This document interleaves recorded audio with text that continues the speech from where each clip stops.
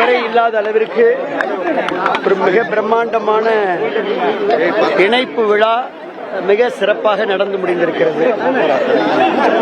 தலைமை பண்புமிக்க மக்கள் சக்தியாக இருக்கக்கூடிய தமிழக வெற்றி கழகத்துடைய தலைவர் அவருடைய வாழ்த்துக்களோடு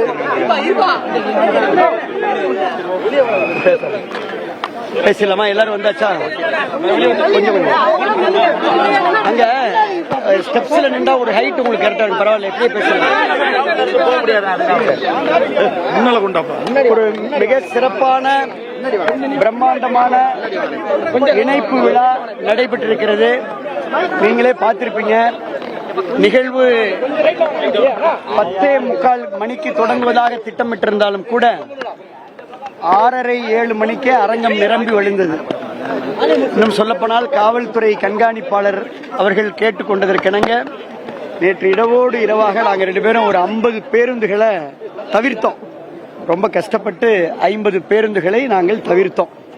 அவங்களை ரெக்வஸ்ட் பண்ணோம், நம்ம அடுத்த முறை கரூருக்கு முதலமைச்சர் வருகின்ற பொழுதோ அல்லது புதுக்கோட்டைக்கு முதலமைச்சர் வருகின்ற பொழுது இதை விட நம்ம பிரம்மாண்டமா வைத்துக் கொள்ளலாம், காவல்துறை கொஞ்சம் ரெக்வஸ்ட் பண்றாங்க அப்படின்னு சொல்றதுக்காக ரொம்ப உரிய SOP-யோட நடத்தணும் அப்படின்ற அந்த விதிமுறைக்குட்பட்டு பண்ணோம். இருந்தாலும் கட்டுக்கடங்காத அளவுல பழைய தலைமையினுடைய வெறுப்பால் புதிய தலைமையினுடைய ஈர்ப்பால் இன்றைக்கு மக்கள் சக்தியாக இருக்கக்கூடிய தமிழக வெற்றி கழகத்துடைய தலைவர் முதலமைச்சர் அவர்களுடைய வாழ்த்துக்களுடன் மிக பிரம்மாண்டமாக இந்த இணைப்பு விழா நடந்திருக்கிறது. புதுக்கோட்டை, கரூர் மாவட்டம், தஞ்சாவூர் மாவட்டம், திருச்சி மாவட்டம், பெரம்பலூர் மாவட்டம், அதே போல தேனி மாவட்டம், சேலம் எடப்பாடி சட்டமன்ற தொகுதியில் மண்டல குழு தலைவர் தம்பி தினேஷ் உட்பட எல்லாருமே இன்றைக்கு தூத்துக்குடி மாவட்டம், எல்லாம் தென் தமிழகத்தில் உள்ள மாவட்டங்கள், நாகப்பட்டினம் வரைக்கும் எல்லாருமே இன்னைக்கு இணைத்துக் கொண்டார்கள். இன்னமும் இணைத்துக் கொள்வார்கள். விழா பிரம்மாண்டமாக நடந்து முடிந்திருக்கிறது. உங்க எல்லாருக்கும் என்னுடைய ஊடகத்துறை நண்பர்களுக்கெல்லாம் எங்க நன்றியை தெரிவிச்சுக்கிறோம். தொடர்ந்து பின்னால விரிவா பேசுவோம். எல்லா விஷயங்களையும் நாங்க மேடையில பேசிட்டோம். அதை நீங்க எடுத்துக்கணும்.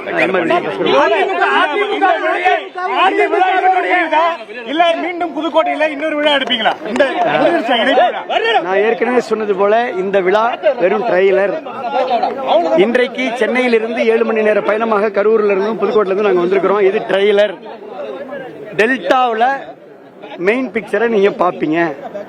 இப்பொழுது எப்படி 5 மாவட்ட செயலாளர்கள், 10 முன்னாள் சட்டமன்ற உறுப்பினர்கள், முன்னாள் அமைச்சர்கள் வந்தார்களோ அதே போல இன்னும் தமிழக வெற்றி கழகத்திற்கு துணை நிற்கக்கூடிய அளவுக்கு வலு சேர்க்கக்கூடிய அளவுக்கு நீங்கள் விரைவில் மெயின் பிக்சரை பாப்பீங்க. நீங்கள் தாவேக்கால இணைந்ததும் அதே போல எம்ஆர் விஜயபாஸ்கர் அவர்கள் தாவேக்கால இணைந்தது குறித்து திமுக கடுமையான செய்யதானே செய்வாங்க. எதிர்கட்சி என்ன செய்வாங்க? எதிர்கட்சியில செய்யதானே செய்வாங்க. அங்க பர்னிங் இருக்கும்ல, அதனால கொஞ்சம் விமர்சனங்களை வைப்பாங்க. உங்களுக்கு தெரியுங்க, நாங்க எதிர்கட்சியா 5 ஆண்டு காலம் நாங்க வழிகளையும் வேதனைகளையும் தாங்கிக் கொண்டு இயக்கத்துக்கு துணை நின்றுக்கிறோம். ஆட்சிக்கோ அதிகாரத்திற்கோ போகணும்னு நினைச்சா கடந்த முறை நாங்க திமுகவுக்கு துணை போயிருக்கணும். தயவுசெய்து புரிஞ்சுக்கங்க. 5 ஆண்டு காலம் திராவிட முன்னேற்ற கழகம் ஆட்சியில் இருந்த பொழுது எதிர்கட்சியாக இவர் 43 வழக்குகளை சந்தித்திருக்கிறார். நான் வழக்குகளை சந்தித்திருக்கின்ற போராட்டம். அதனால ஒரே விஷயம் நாங்க தெளிவா சொல்லிட்டோம். தேர்தலுக்கு முன்பே தலைமையிடம் வலியுறுத்தணும், தாவேக்காவோடு கூட்டணி போகணும். அதை செவிமடுக்கவில்லை. தேர்தலுக்கு பின் பெரும்பான்மையான மக்கள் வாக்களிச்சுட்டாங்க, ஒரு ஆட்சி மலரணும்னு வாக்களிச்சுட்டாங்க. அப்ப நம்ம அமைச்சர்லாம் வேண்டாம், நம்ம வெளியில இருந்து ஆதரவு கொடுத்து அந்த ஆட்சிக்கு நம்ம துணை நிற்போம்னு சொன்னோம். அதையும் செவிமடுக்கல. இயற்கைக்கு முரணாக, எப்படி அகைன்ஸ்ட் நேச்சுரல் கோர்ஸ், இயற்கைக்கு முரணாக திராவிட முன்னேற்ற கழகத்தோடு திரைமறைவில் பேச்சுவார்த்தை நடத்தியதில் எங்களுக்கு உடன்பாடு இல்லை என்பதை உங்களுக்கு தெளிவுபடுத்தியிருக்கிறோம். நாங்கெல்லாம் பிறவிலே அதிமுக 2வது தலைவர். எங்க கடிதத்தெல்லாம் நீங்க படிச்சீங்கன்னா எல்லாருக்கும் கண்ணீர் வருங்க. அதனால இந்த நேரம் நாங்க யாரையும் பொதுவாக இப்ப விமர்சனம் சொல்ல இல்லை. அதனால பழையன கழிதலும் புதியன புகுதலும் மறுமலர்ச்சி. நான் கண்ணியத்தோடு எப்போதுமே பேசக்கூடியவன். அதனால விமர்சனங்களை குறைத்துக் கொள்கின்றேன். எங்கள் கடிதத்தை நீங்கள் படித்தீர்களானால் we love the party, we love புரட்சி தலைவர் எம்ஜிஆர், புரட்சி தலைவி அம்மா. அதை தாண்டி எனக்கெல்லாம் அம்மா திருமணம் பண்ணி வச்சாங்க, 2 குழந்தைக்கு அம்மா பெயரிட்டாங்க.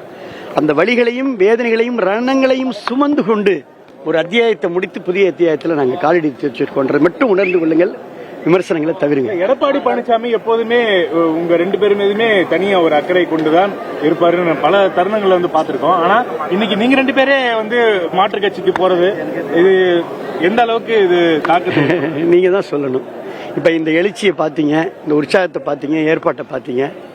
இன்னும் காலம் நீங்க சொன்னது அவரை ஏத்துக்கலையா இல்ல அவர்கிட்ட ஏதாவது பேசுனீங்களா? விரிவா பேசுவோம், பின்னாடி பேசுவோம்.